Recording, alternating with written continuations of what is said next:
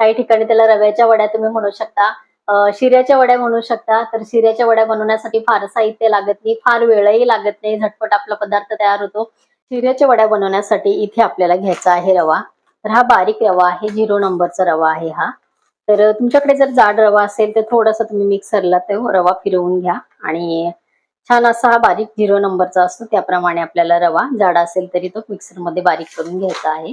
तर मी या शिऱ्याच्या वड्या बनवणार आहे वाटीभर रव्याच्या.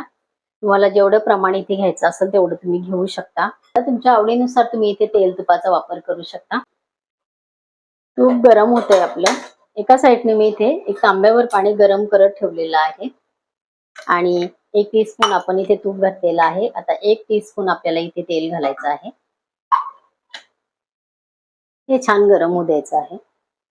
इथे आपलं तेल आणि तूप छान गरम झालेलं आहे. रवा व्यवस्थित निवडून घेतलेला आहे. रव्यामध्ये काही घाण असते ते काढून